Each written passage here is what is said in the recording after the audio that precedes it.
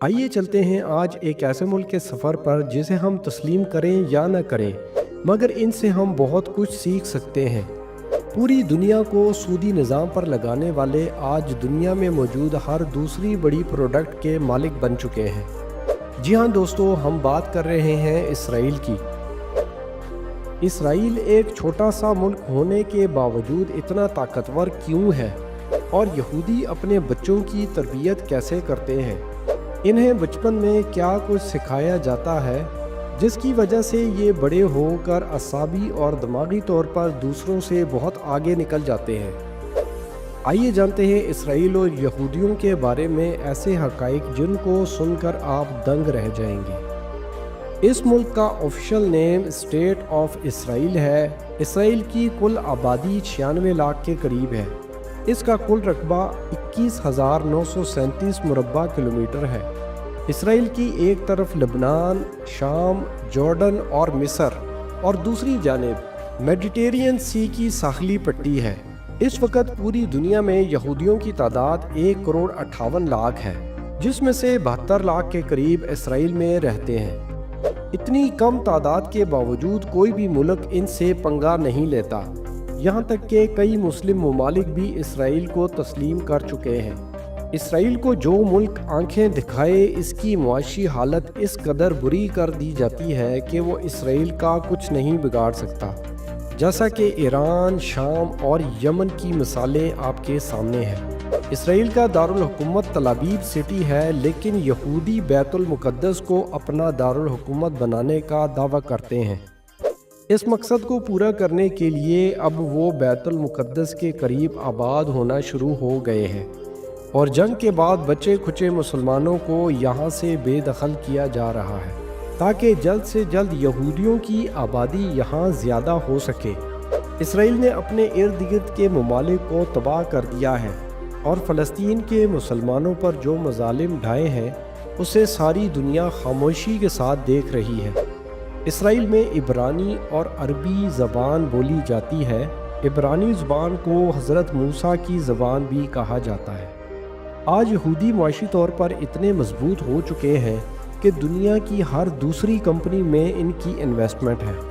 تل Aviv city اسرائیل کا سب سے اہم معاشی اور اقتصادی مرکز ہے اور اسے اسرائیل کا سب سے ترقی یافتہ شہر مانا جاتا ہے۔ یہ شہر ساحل سمندر پہ موجود ہے اور کچھ روایات سے یہ بھی پتہ چلتا ہے کہ یہ وہی جگہ ہے جہاں حضرت یونس علیہ السلام مچھلی کے پیٹ میں 3 دن تک زندہ رہے اور جب اللہ نے ان کی معافی قبول کی تو وہ مچھلی کے پیٹ سے باہر آئے۔ تل ابیب سٹی کا پرانا نام جافا تھا۔ اس کا نام تل ابیب کیسے پڑا یہ جاننے کے لیے ہمیں ماضی میں جانا ہوگا۔ 970 قبل مسیح میں جب حضرت سلیمان علیہ السلام نے ہیکل سلیمانی کی تعمیر کا کام شروع کروایا تو تعمیر کے دوران ہی آپ کا انتقال ہو گیا، لیکن آپ کا جسد خاکی ایک لکڑی کے سہارے کھڑا رہا۔ جن آپ کو زندہ سمجھتے رہے اور اس دیوار کی تعمیر جاری رکھی۔ جب اس لکڑی کو دیمک نے چاٹا تو وہ لکڑی ختم ہوئی اور آپ کا جسد خاکی زمین پر آ گرا۔ اس وقت جنوں کو معلوم ہوا کہ آپ تو کافی عرصہ پہلے سے فوت ہو چکے ہیں، لیکن اس دوران جنوں نے اس کی تعمیر جاری رکھی اور ہیکل سلیمانی کا کام مکمل ہوا۔ تابوت سکینہ بھی اسی ہیکل سلیمانی میں موجود تھا۔ 586 قبل مسیح میں عراق کے بادشاہ بخت نصر نے اس ہیکل کو مکمل طور پر تباہ کر دیا۔ لوگوں کو غلام بنا کر شہر سے باہر ایک بستی تعمیر کی۔ اس بستی کا نام تل ابیب رکھا گیا۔ اس وقت سے آج تک اس شہر کو تل ابیب کہا جاتا ہے۔ اسرائیل کی کرنسی کا نام نیو شیکل ہے، جو کہ پاکستانی 76 روپے اور انڈین 23 روپے کے برابر ہے۔ تل ابیب شہر بہت مہنگا ہے اور ترقی یافتہ ہے۔ یہاں ٹورسٹ بہت زیادہ آتے ہیں۔ اس شہر کی زیادہ تر ڈیولپمنٹ یورپ نے کی ہے تاکہ یہودیوں کو یورپ سے نکال کر اسرائیل میں آباد کیا جا سکے۔ آپ کو یہ تو پتہ ہوگا کہ یہودیوں کی چھٹی ہفتے کے دن ہوتی ہے جسے یوم السبت کہتے ہیں، مگر آپ کو یہ جان کر حیرانی ہوگی کہ ایک شبات کا سال بھی آتا ہے۔ اس سال ان پر کیا کیا پابندیاں ہوتی ہیں؟ یہودی ہم عام انسانوں کی طرح ہیں، مگر ایک یہودی ماں اپنے آنے والے بچے کی تربیت کس طرح کرتی ہے اور پیدا ہونے کے بعد اس کی تربیت میں کیا کچھ شامل کیا جاتا ہے کہ وہ بڑا ہو کر جسمانی اور اعصابی طور پر دوسروں سے بہت نمایاں ہو جاتا ہے۔ جیسے فیکٹری میں بہت ہائی کوالٹی پروڈکٹ تیار کی جاتی ہے۔ اسرائیلی معاشرے میں بچوں کے فیل ہونے پر انہیں شاباشی دی جاتی ہے، رسک لینے کو انکریج کیا جاتا ہے۔ یہی وجہ ہے کہ یہودی رسک لیتے ہیں اور آخر کار کامیابی ان کا مقدر بنتی ہے۔ اسرائیلی معاشرے میں حاملہ عورت آنے والے بچے کو بہت پروٹوکول کے ساتھ دنیا میں لاتی ہے۔ ایسی عورتیں ریاضی اور فزکس کی کتابیں پڑھتی ہیں اور مشکل سے مشکل سوالات حل کرتی ہیں تاکہ آنے والا بچہ دماغی طور پر بہت تیز ہو۔ خوراک میں بادام، دودھ، کھجوریں، مچھلی شوق سے کھاتی ہیں۔ فروٹ ہمیشہ کھانے سے پہلے استعمال کیا جاتا ہے۔ ان کا ماننا ہے کہ فروٹ اگر کھانے کے بعد کھایا جائے تو آنے والا بچہ سست اور کاہل پیدا ہوتا ہے۔ یہودی والدین بچوں کو رات سونے سے پہلے دنیا کو کیسے کنٹرول کرنا ہے ایسے قصے سناتے ہیں۔ چھوٹے بچوں کو پزل اور شطرنج جیسی گیمیں سکھائی جاتی ہیں۔ دولت کا استعمال کیسے کرنا ہے، مختلف قسم کے جار دیے جاتے ہیں اور یہ 4 قسم کی باتیں سکھائی جاتی ہیں: چیریٹی، انویسٹمنٹ، سیونگ اور سپینڈ کس حساب سے کرنا ہے۔ بچے کو 10 شکل دیے جاتے ہیں اور ان کو بتایا جاتا ہے کہ کس حساب سے ان جارز میں پیسے ڈالنے ہیں۔ اس طرح کی تربیت سے بچہ بچپن میں ہی حساب کتاب میں بہت تیز ہو جاتا ہے۔ یوں تو یہودی پوری دنیا میں چھائے ہوئے ہیں، مگر سب امیر نہیں ہوتے۔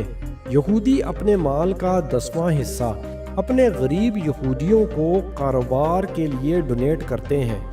یہودی نوکری کے بجائے بزنس کو ترجیح دیتے ہیں اور اپنی کوئی چھوٹی موٹی کمپنی کھول لیتے ہیں، مگر کسی کی ملازمت نہیں کرتے۔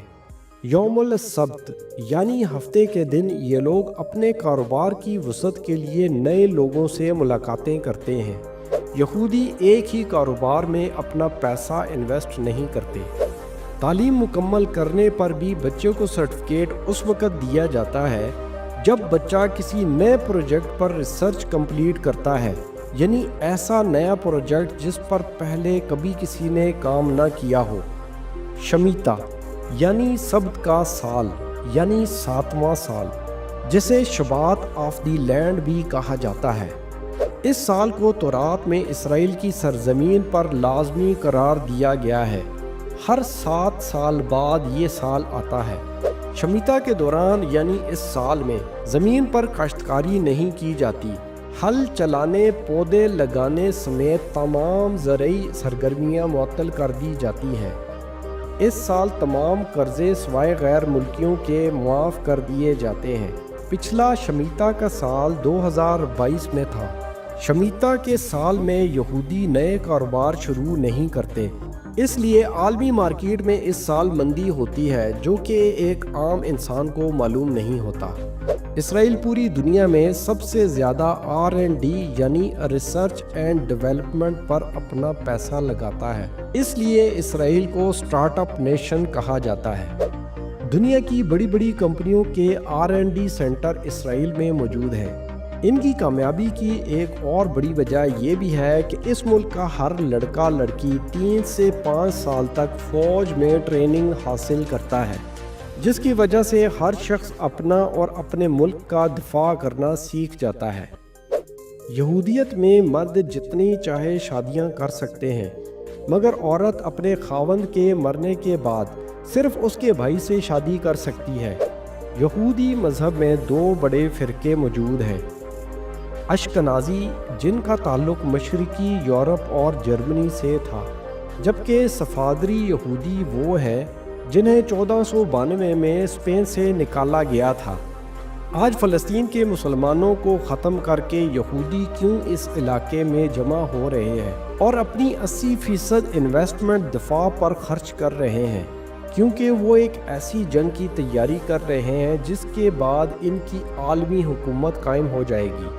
یہودی عقیدے کے مطابق دو قوموں سے اللہ کے وعدے ہیں جو کہ اس دنیا کے خاتمے تک قائم رہیں گی، ایک بنی اسرائیل اور ایک بنی اسماعیل۔ یہودی کہتے ہیں کہ ان کی دو شاخیں ہیں، ایک وہ جو سینگاہ میں صرف عبادت میں مصروف نظر آتی ہے، اور دوسری وہ جو کہ پوری دنیا میں اپنے دین کو نافذ کرنے کے لیے تمام دنیا پر کنٹرول کرنے میں مصروف ہے۔ یونٹ 8200 اس علاقے میں سائبر ایجنسی کے دفاتر اور تعلیمی ادارے ہیں۔ اسے 1992 میں امریکی سامان کے ساتھ بنایا گیا، جس میں یہ صلاحیت موجود ہے کہ کسی بھی کمپیوٹر، گاڑی، موبائل یا لیپ ٹاپ کو میلوں دور سے ناکارہ بنا سکتے ہیں۔ یونٹ 8200 میں ایک ہائی اسکول کا طالب علم 13-14 سال کی عمر میں شامل کر لیا جاتا ہے۔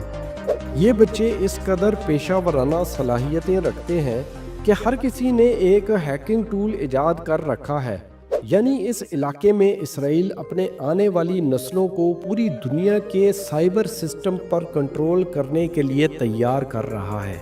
مشیاخ یا مسیح کیا ہے؟ یہودی اپنے مشیاخ کے ظہور کا انتظار کر رہے ہیں۔ یہودی اسے مشیاخ، مسیحی اسے اینٹی کرائسٹ اور مسلمان دجال کہتے ہیں۔ دجال جب آیا تو اسرائیل پر قابض ہوگا اور پوری دنیا کو فتح کرنا شروع کرے گا، اور یہودیوں کے علاوہ باقی سب خصوصاً مسلمانوں کو تباہ و برباد کر دے گا۔ یہودی اس جنگ کو ارمگیڈن کہتے ہیں۔ یہودیوں کے مطابق دجال اس جنگ کو جیت جائے گا اور یروشلم کے مضافات میں جبل زیتون پھٹ کر 2 حصوں میں تقسیم ہو جائے گا۔ یہودی دن میں 3 بار اپنے سیناگاہ یعنی بچے ہوئے ہیکل سلیمانی پر اپنا سر مار مار کر دجال کو پکارتے ہیں، اور اس انتظار میں ہیں کہ کب ہمارا مسیحا آئے گا اور ہم اس پوری دنیا پر قابض ہو جائیں گے۔ اسرائیل نے بہت سے نوبل پرائز بھی حاصل کیے ہیں، جن میں کیمسٹری، اکانومی اور پیس یعنی امن کے شعبے شامل ہیں۔ انسانی حقوق کی دھجیاں اڑانے کے بعد اسرائیل کا امن کا نوبل پرائز حاصل کرنا سمجھ سے باہر ہے۔ ڈیڈ سی یعنی کہ بحر مردار بھی اسرائیل میں موجود ہے، جس میں نمک بہت زیادہ مقدار میں ہونے کی وجہ سے انسان اس میں چاہتے ہوئے بھی نہیں ڈوب سکتا۔ اسرائیل ایک چھوٹا سا ملک ہے، اس کا سائز اتنا ہی ہے جتنا نیو جرسی کا ہے، مگر پوری دنیا کی ٹیکنالوجی، میڈیکل اور ایگریکلچر کے شعبے میں اس کا اہم کردار ہے۔ اسرائیل دنیا کا وہ واحد ملک ہے جو کہ سب سے زیادہ سولر انرجی پروڈیوس کرتا ہے۔ اس ملک کا ملٹری سسٹم جدید ٹیکنالوجی سے لیس ہے، جسے Iron Dome missile defence system کہا جاتا ہے۔